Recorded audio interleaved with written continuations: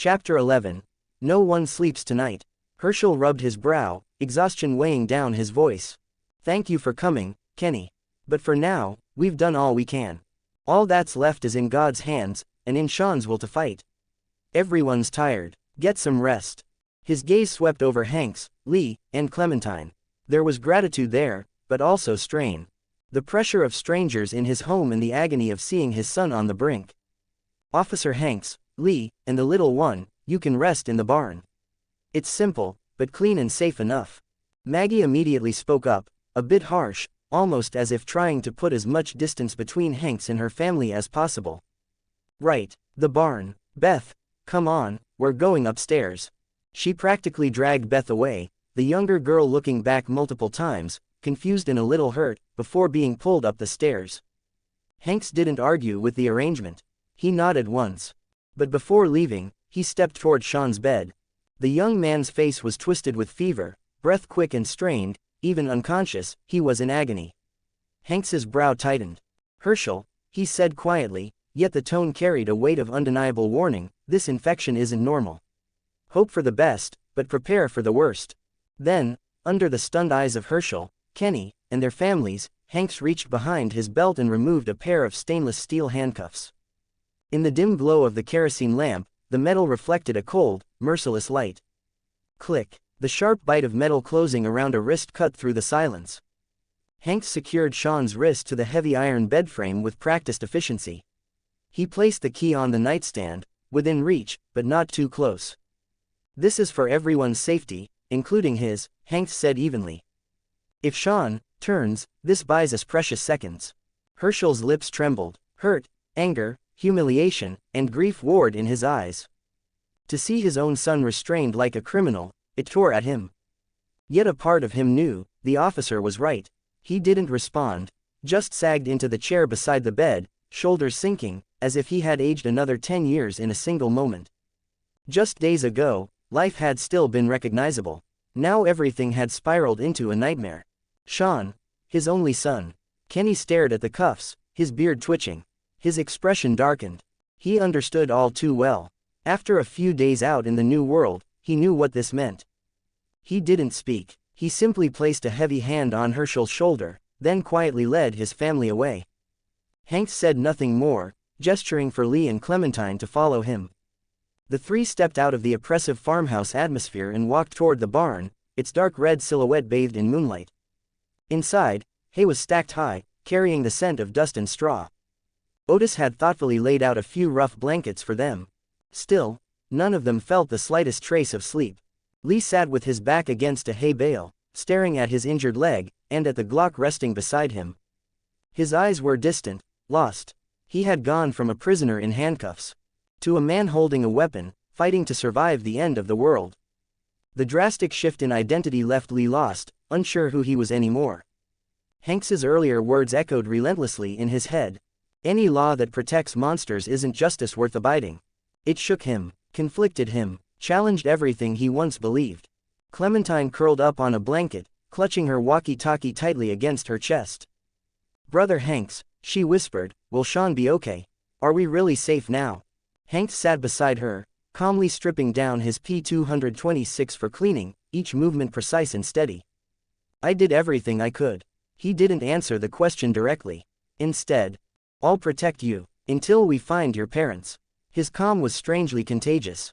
Clementine eased a little, though her eyes stayed wide open, staring at the dark rafters of the barn ceiling. She wanted to ask again about Sean, but she swallowed it. Hanks finished reassembling the pistol, mind finally settling enough to call up the system panel. Today had been nothing but running, killing, and searching. Now, he could finally think. Meanwhile, upstairs in the farmhouse. Okay, what is going on with you? Beth finally couldn't hold back anymore. She kept her voice low as she helped Maggie make the bed. You were so rude to Officer Hanks. He risked his life to get us those meds. Maggie's hands froze. Her back stiffened. She drew a slow breath and turned around, conflict twisting across her face. Beth, listen to me. Stay away from him. He is not the heroic cop you think he is. Why? Because he said the law is falling apart. But he might be right. Beth argued. Her mind still lingered on Hanks's calm blue eyes and steady, protective presence.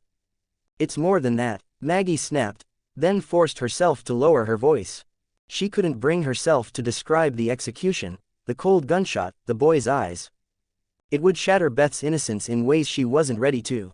"Just, trust me, he's dangerous, very dangerous. To survive, he'll do anything. Don't get close to him. And never be alone with him." Beth stared at Maggie, at the fear in her eyes, so unlike the Maggie she knew. Questions swirled in her mind, but she nodded softly. "Okay, sis, I'll listen." But deep inside, the image of a strong protector who faced death without hesitation hadn't faded. If anything, curiosity burned even brighter. Night deepened. The farm fell into a tense stillness, only the wind whispered across the roof. Inside the barn, Lee finally broke the silence. "Hanks, thank you, for today." Hanks only gave a quiet, After a long pause, Lee spoke again, voice fragile. "What do we do now?" Hanks, having finally familiarized himself with the system interface, stared out toward the pitch-black night outside the barn doors. "Survive," he said, "and take her to Savannah." It was his mission. And right now, the only thing he could cling to. Living without a goal was no different than being dead. Walkers were still, alive, in a sense, just bodies that moved. But without purpose, they became nothing but flesh, dragging itself forward. And, after that, Lee asked quietly, partly to Hanks, partly to himself. He thought he would spend the rest of his life behind bars. Now he had freedom, too much of it. He had no idea what to do with it. After that, Hanks fell silent. "We'll figure it out then." No one slept that night. Each person lay awake with their own fears and thoughts, drifting through the darkness of the farm. Dawn would soon come, but no one knew if it would bring hope or a deeper despair. 2 comments 0 vote. Chapter 12. Discern friend from foe. Chapter 12. Discern friend from foe. Inside the barn, Lee's and Clementine's breathing gradually slowed, deepened, and finally drifted into sleep. Hanks, however, felt no trace of drowsiness. Leaning back against a stack of hay, he focused inward and pulled up the system interface. Open panel. 7 days to die. A23 system. Name: Hanks Adolf. Level: 4. Express: 15/30. Attribute points: 7. Attribute value: Perception 1/10, Strength 1/10, Constitution 1/10, Agility 1/10, Intelligence 1/10, Specialization: Judge of Loyalty and Treachery. Locked. Unlock by raising any single core attribute to level 7. His attention fixed on the specialization, a police-exclusive skill, the ability to pierce through a person's intentions, to know loyalty from betrayal. Discern friend or foe. In a world where order had collapsed and morality eroded, humans were far more dangerous than walkers. Trust had become a luxury. One wrong judgment could cost lives. But if he could see who was sincere, who hid a knife behind their smile, who played both sides, then if he ever built a team, this ability would be broken tier. A literal game changer. I need to unlock this. The decision was instant. Let's test the effect of increasing agility by 1 level. Agility: 2/10. A strange sensation surged through him, not pain, but a powerful feeling of metabolic acceleration. His body warmed, his pulse quickened. Blood pumped faster, delivering a clarity almost like a potent stimulant, except without agitation. His body felt activated, optimized. Then, his stomach cramped sharply and growled, saliva flooding his mouth. A primal hunger crashed into his mind. Of course, he understood the cost immediately. Attributes didn't rise out of thin air, the boost consumed massive internal energy. Without fuel, strengthening himself would leave him weaker, not stronger. Hanks grabbed his backpack and devoured whatever food he had, gulping water afterward. The cold food and water eased the hunger. A warm wave spread from his stomach through his limbs, restoring depleted energy. The hollow weakness in his muscles faded. The hyper-metabolic rush slowly calmed, but the lightness and heightened responsiveness remained. Then he noticed the updated panel. Agility: 2/10. New passives unlocked. Speed: 1/5. Your lower body speed surpasses ordinary humans. Parkour: 1/5. You are now 1/5 as agile as Jackie Chan. Stealth: 1/5. You could scale a widow's wall without waking her husband. 3 passives from just 1 point. His eyes lit up, excitement flickered through him. He stood, careful not to wake Lee or Clementine, and slipped out of the barn like a shadow.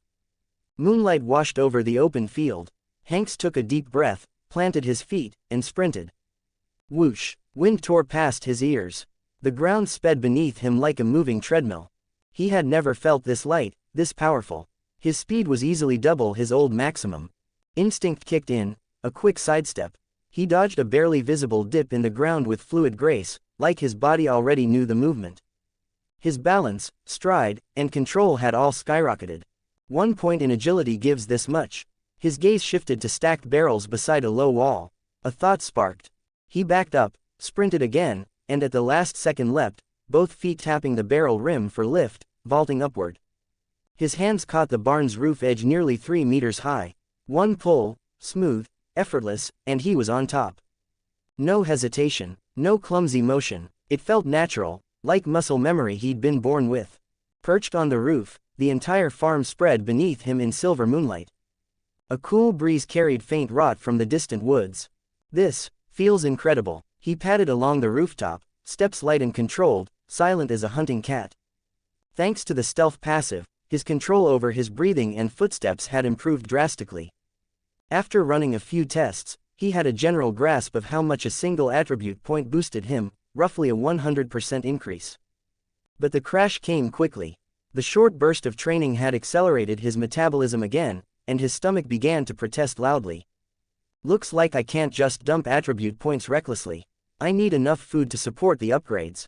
Hanks rubbed his rumbling stomach, spotted a pile of soft hay below, and dropped down lightly. He landed with a silent roll that absorbed all impact, barely a whisper of sound. Brushing hay off himself, he sat down and pulled out more canned food to binge. The process of leveling up was costly on the body, but the payoff felt ridiculously good afterwards. So he ate and kept adding points. Agility, 3/10.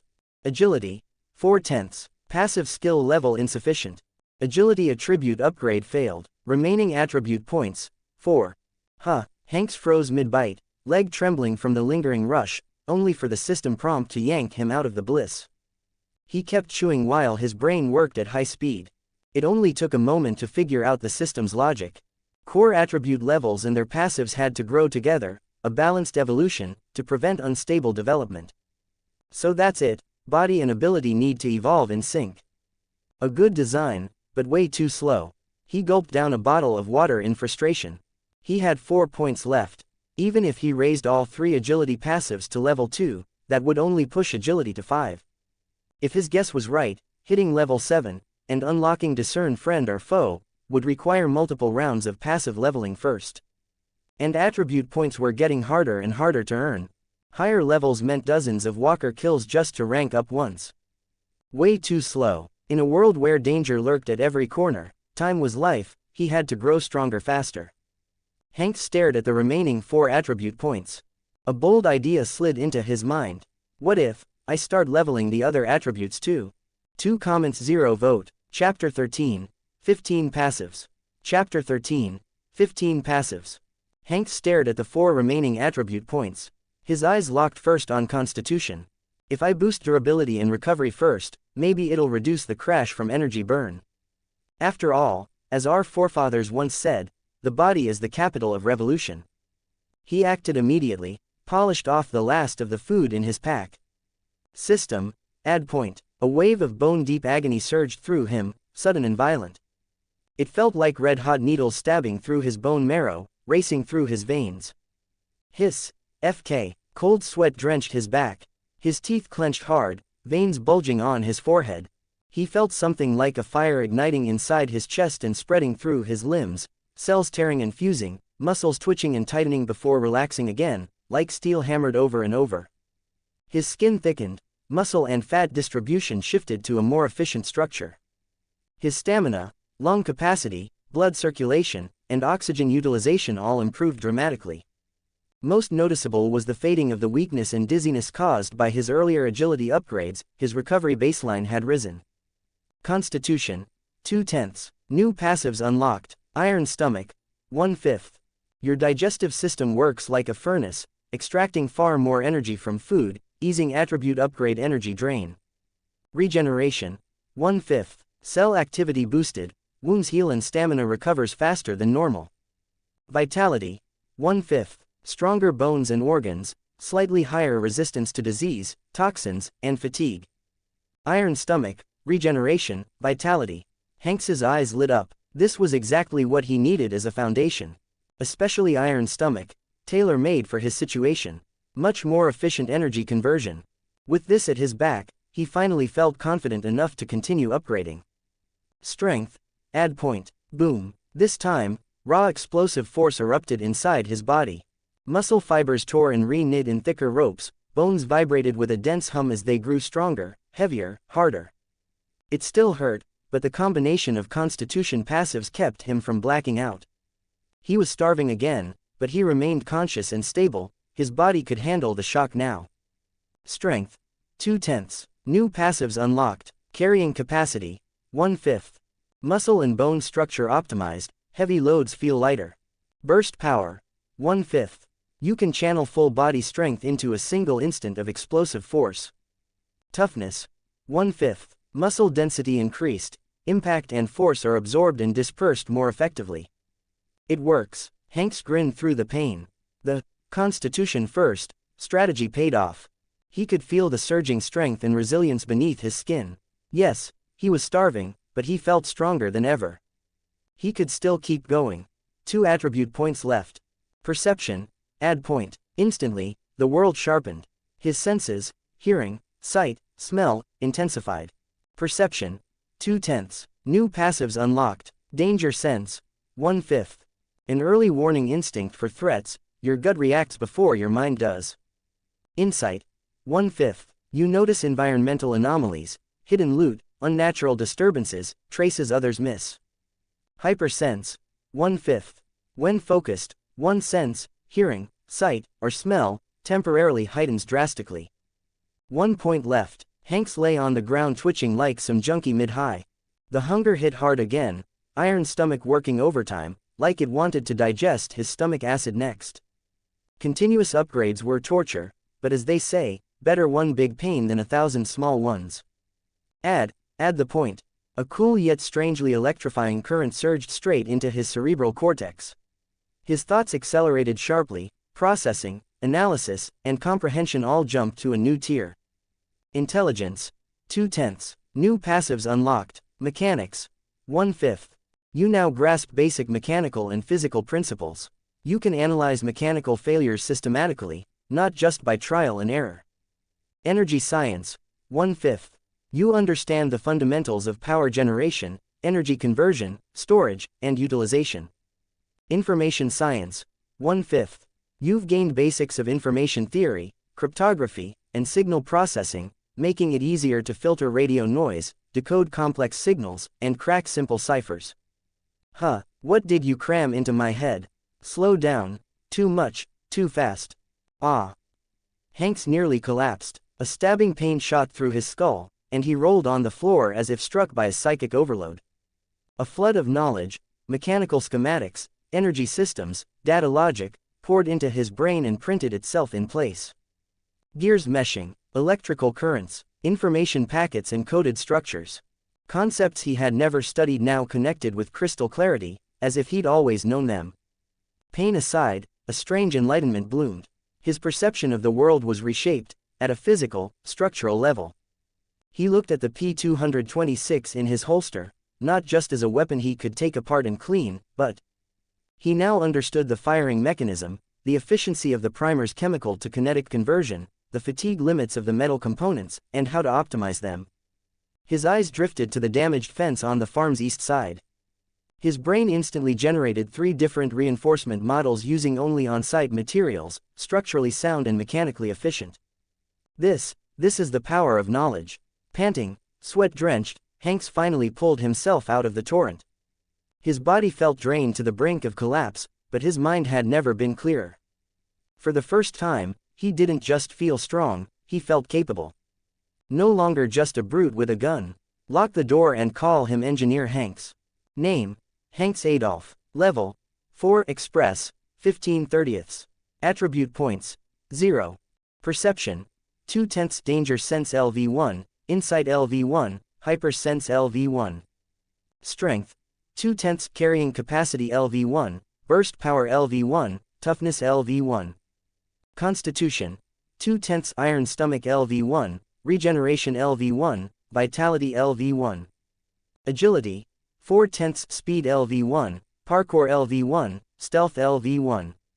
Intelligence, 2/10 mechanics LV1, energy science LV1, information science LV1. His physical stats had nearly doubled. 15 passives now supported him, pushing his combat and survival abilities to a whole new level. Though, damn, is this draining. No way I'm doing all upgrades at once ever again. He muttered weakly, trying to stand and search for food. Just then, a soft, slightly awkward voice sounded behind him. Hey, do you need help? You look really hungry. Chapter 14. Beth, you smell really good. Upstairs, Maggie had long since fallen into a deep sleep from mental exhaustion, her breathing heavy and uneven. Beth, however, tossed and turned beneath the blanket, staring at the dark window and the silent, dangerous night outside. Images flashed through her mind, the sight of her brother burning with fever, her sister's stern warning before bed, the terrifying events of the day. And that face, calm to the point of coldness. It all swirled inside her head, keeping her wide awake. She slipped quietly from bed and walked to the window, hoping the cool night air would help steady her heartbeat. That was when she saw him. Moonlight poured across the farm-like silver liquid, outlining his figure with striking clarity. Beth caught sight of the person who had occupied her thoughts all night. Leaping around like a monkey. No. In her eyes, he was more like a panther, swift and silent in the night. She watched him effortlessly vault onto the high barn roof, crouch along the edge with sharp vigilance, then drop down with a graceful roll. So focused, so powerful, her heart began to race. He's amazing, Beth whispered, cheeks growing warm. Then she saw him pull out a can and devour it like a starving wolf, comically different from the lethal force he had been moments ago. But instead of ruining the image, that contrast only made him seem human. Vulnerable, even. He must not have eaten enough, he fought all day and now he's keeping watch too. Beth's chest softened. A mix of sympathy, admiration, and a young girl's budding affection pushed away her sister's warning instantly. She slipped out of bed, cast one glance at Maggie sleeping, and tiptoed out like a cat. Beth knew the pantry by heart. She filled a small basket with several wax paper-wrapped slices of smoked ham, 2 apples, and a few cans of high-quality luncheon meat. Taking a breath, she stepped outside. Cool air brushed her skin. Clutching the basket, she walked toward the barn where he sat under the moonlight. Hanks was still recovering from the extreme drain of his attribute upgrades, every cell screaming for food. Hi, do you need help? You looked really hungry. He snapped his head up, eyes sharp like an eagle's in the moonlight. His right hand moved instinctively toward his holster. Beth grinned. She stopped a few steps away, holding a small covered basket. The night breeze lifted her skirt slightly, golden hair swaying around her shoulders. With his heightened perception and hyper-sense, the world flooded him with information at once. He didn't just see her, he smelled her. A clean, gentle scent, soap, a hint of floral youthfulness. But most of all, from the basket she carried, the heavenly aroma of meat. Smoked ham, salted, savory, intoxicating. His throat bobbed as he swallowed hard, eyes instinctively locking onto the basket. Without thinking, he blurted out, "Beth, you smell amazing." Beth's face exploded crimson, her heart nearly stopped. The basket shook in her hands. Especially with the way his blue eyes seemed to gleam, almost predatory, she staggered back 2 steps in alarm. "No, please, officer, I'm only 17. Hanks froze, then realized the misunderstanding. Fast. "No, I meant the ham. The ham smells amazing." His voice cracked with desperate hunger, like a starving wolf begging for food. Beth blinked, then burst into a soft, uncontrollable laugh. He wasn't flirting. He was genuinely, utterly starving. A warm mixture of amusement and affection washed over her. She stepped closer and held out the basket, lifting the cloth cover. "They're all for you. Go ahead, eat." Hanks didn't bother with manners. He forgot to even say thank you, just grabbed the largest piece of ham and tore into it. Rich meat and savory fat melted on his tongue. Iron's stomach kicked into overdrive, devouring the nutrients like a furnace. Beth crouched beside him, hugging her knees, quietly watching him eat under the silver moonlight. The scene was strangely peaceful. A hardened warrior receiving soft kindness from a gentle girl. Slow down, drink some water. She offered a flask. Hanks gulped half of it in seconds, exhaling in relief as the panic of starvation faded. Thank you, Beth, he said, voice steadying, life returning to his limbs. Beth's cheeks warmed with a shy smile. I'm glad I could help. She hesitated, then spoke softly. My sister, she was really on edge today. Don't take what she said too personally. Hanks met her clear blue eyes and understood. It's fine, I have my flaws too. He shook his head slightly, he didn't want to linger on that topic. Beth smiled gently and, ever considerate, switched to something lighter. Hanks, what did you do before all this happened? Do I look like a guy who fixes air conditioners? He pointed at his own face with a dead serious expression. Beth blinked, then burst into laughter again, her eyes curving into crescents. No, not at all. I mean, before you became a police officer. You seem different. Her gaze trailed briefly across his toned arms and sharp blue eyes. Oh, that. Hanks bit into an apple, its crisp sweetness making him breathe out in satisfaction. Iron's stomach was working efficiently, converting every bite into fuel. I worked a desk job. Data, planning, spreadsheets, basically staring at a screen all day. He shrugged. You could say I was a pre-installed NPC version of a programmer. Combat power, 0. Really, I never would have guessed. Beth's eyes widened with genuine surprise, sparkling with curiosity. Beth hesitated before asking, then how did you become like this? She wanted to say so skilled, but the words felt too direct. Hanks swallowed the last bite of apple and gave a wry, complicated smile. Let's just say, life forced me to adapt. He shrugged lightly. Or maybe God got bored of watching me type behind a desk and threw me into some, 7 Days to Die DLC.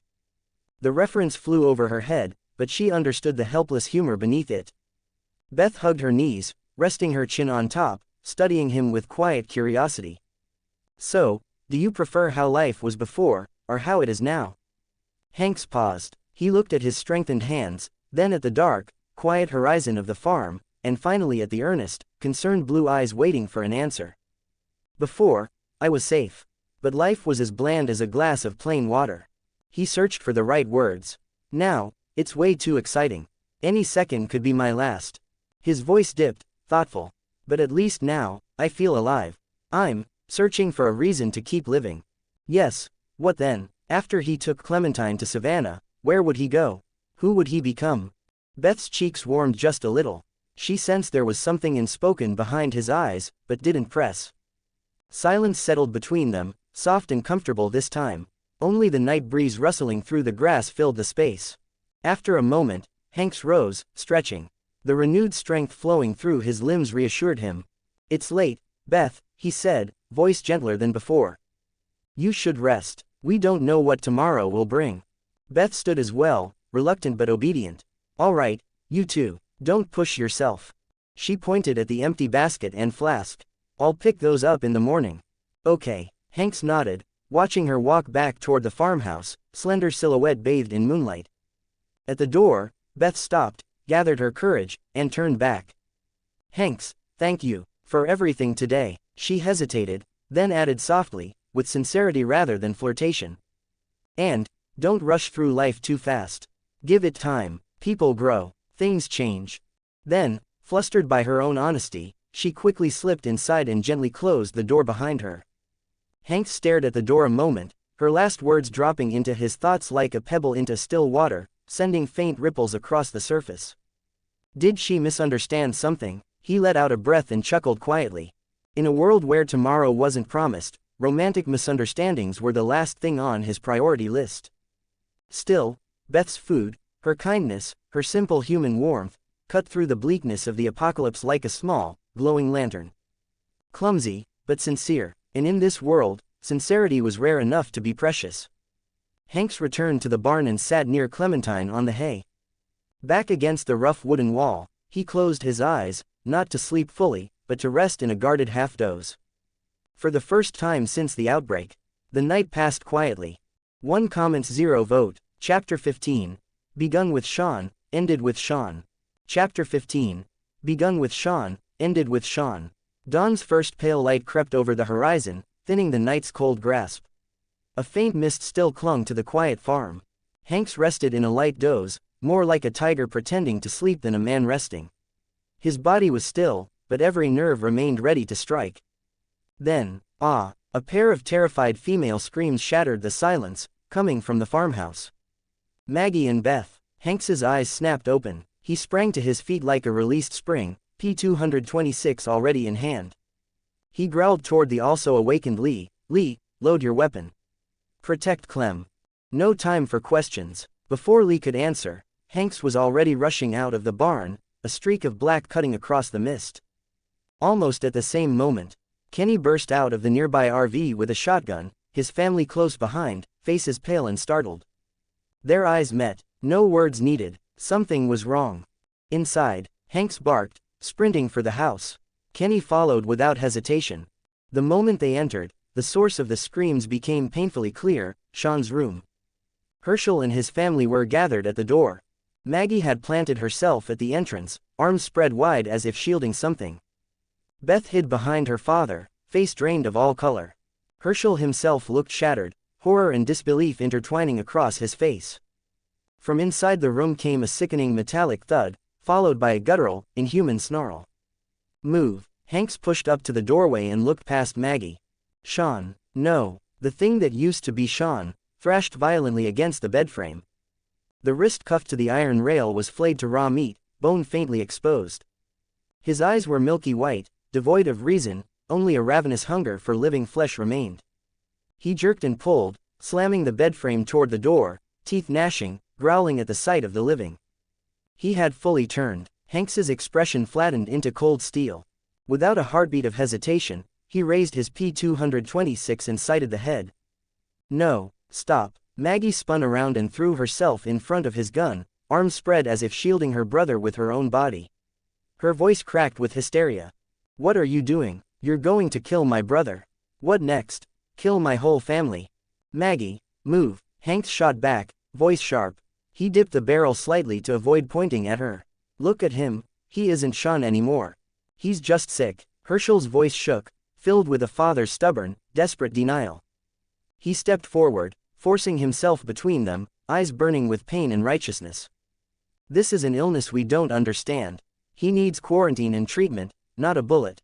He stared at Sean as if saying it loudly enough could reverse reality. "Look. He's still moving. He's still breathing. If we just find a way." "Herschel." Hanks cut him off, calm, cold, unwavering. "You're a doctor. Look at his eyes. Look at what he's doing. This is not any disease you've ever known. He has only one instinct now, to feed. You think quarantine will hold? For how long?" Hanks pointed toward the weak wooden door and the iron cuff digging into mangled flesh. "That door, that handcuff. If he breaks free, the first people he'll tear apart are Beth and Maggie. This is my home, my son." Herschel roared, face flushed, eyes wet, not with weakness, but with a father's unbearable anguish. Hanks's words struck directly at the terror he refused to acknowledge. "I don't need a stranger telling me how to handle my family. And I will not have you pointing a gun at them." His arm flung toward the doorway, toward Hanks, and then to Kenny and his family behind. "Take your people, and that little girl, off my farm. Now, immediately." The room froze into a knife-edge silence. Maggie bit her lip so hard it nearly bled. Her eyes shimmered, torn between the brother she loved and the reality she refused to accept. Herschel's command fanned a spark of rejection and anger within her, turning her gaze toward Hanks colder, guarded, wounded. Beth looked desperately between her father and Hanks, lips trembling as if she wanted to speak, but fear held her silent. Hanks and Herschel locked eyes. In Herschel's gaze, there was stubborn conviction, sorrow, and the immovable authority of a father protecting his own, right or wrong. Hanks knew, words would no longer reach him. Slowly, he lowered the gun, though his eyes remained sharp as a blade. "You'll regret this. I am the owner of this farm." Herschel snapped back, voice rising, raw with pain. "Get off my land." He turned his back, refusing to look at them again. His figure seemed older than ever, bent, stubborn, and hurting. Kenny exhaled heavily and placed a hand on Hanks's shoulder, urging him toward the exit. Chain Quest, Tier 5. Resolve Herschel's grief. Reward: Engineer Class Skill Book. Except, yes, no. Hanks's eyes narrowed slightly. He recalled how the original story played out. This knot in Herschel's heart, begun with Sean, would only unravel because of Sean. There was no point forcing it now. He accepted the quest without hesitation. The group stepped out of the house. The heavy wooden door slammed shut behind them, final and cold, like a wall separating two worlds. Standing in the crisp morning air, Kenny turned to Hanks. So, what's your plan now? Hanks glanced toward the barn, where Lee and Clementine peered out anxiously. Savannah, he said, voice low but firm. I promised I'd take Clementine there to find her parents. Savannah, Katya, Kenny's wife repeated, surprised. We were thinking about heading toward the coast too. Maybe find a boat, get the hell off the mainland. Kenny ruffled his son's hair, then looked Hanks squarely in the eyes. If that's where you're headed, we should stick together. Safety in numbers. I know a place nearby, Macon County, he added. We can grab supplies there first. Hanks didn't answer immediately. Instead, he turned toward Lee and Clementine. Lee nodded, solemn and resolute. Clementine squeezed Hanks's hand with quiet determination. All right, Hanks extended his hand to Kenny. We moved together. Their hands clasped, a pact of survival. Just as both groups began heading toward the vehicles, the farmhouse door creaked open once more. Beth burst out, hair glowing like spun gold under the morning sun. In her hands was a small cloth bag. She hurried to Hanks, thrusting it into his hands. The warmth seeped through the fabric. Inside were a dozen freshly boiled eggs. For the road, she said softly, voice shaking. Her eyes were red, her head lowered. I'm sorry, about my dad. Thank you, Beth. Hanks accepted the bag and gently ruffled her hair. Take care of yourself. Beth suddenly hugged him, quick, trembling, sincere, and stepped back. She looked up at him one last time, eyes full of something unspoken, then turned and ran back inside, closing the door behind her. And just like that, the farm was severed from them completely. Hanks tucked the bag of eggs carefully into his pack. He drew in a long breath, the softness in his eyes fading, replaced once more by resolve and focus. Let's move. 3 comments 0 vote. Chapter 16. Raiders. Chapter 16. Raiders. Herschel's farm shrank in the rearview mirror, wrapped in morning mist, until it finally disappeared from sight. Kenny's old Ford pickup carried everyone's hopes as it rumbled down the deserted country road toward Macon County. Inside the truck, space was tight. Kenny drove, thick beard unable to hide the worry in his eyes. His wife, Katya, sat in the passenger seat with Duck curled into her arms, whispering calm to soothe the frightened boy. In the back, Hanks sat with Clementine nestled safely in his arms, Lee squeezed in beside them. Silence hung in the cramped cabin, exhaustion, uncertainty, and the weight of a new journey pressing on everyone. Gas check, Kenny, Hanks finally asked, breaking the silence. Kenny glanced at the gauge. Not great. 10, maybe 15 kilometers before we're running on fumes. Macon County shouldn't be far, but finding fuel will be a problem. Hanks's mind instinctively ran through the mechanical calculations: fuel consumption, distance, terrain. Keep it steady. Drive economical. If you see a gas station or abandoned vehicles, call it out early. Got it, Kenny muttered, settling the speed into a fuel-saving range. The scenery outside grew increasingly bleak. More abandoned cars littered the roadside, some crashed together, some overturned into ditches. Walkers wandered the fields, occasionally turning toward the engine noise, only to fall behind as the truck sped past. Clementine held onto Hank's vest tightly, pressing her cheek against him. Lee stared out the window, thoughts unreadable. About 30 minutes passed before Kenny suddenly cursed under his breath. Damn it! The fuel light blinked on, and the engine began to sputter. We're almost dry. Kenny slowed, scanning the road ahead. Looks like the outskirts of a town, should be Macon County. Hanks leaned forward. Sparse buildings appeared through the haze, and a half-fallen road sign confirmed it. Beyond it, a gas station. Red-roofed convenience store, several fuel pumps standing like abandoned sentries. We head for the station, Hanks decided. Coast in, save every drop. Kenny cut the engine and let gravity roll them down a slope until the truck finally coasted to a stop, just short of the station. That's it, we go on foot. Hanks exited first, weapon ready, eyes scanning the surroundings. The others followed. Kenny chambered around in his shotgun. Katya clutched Duck's hand tightly.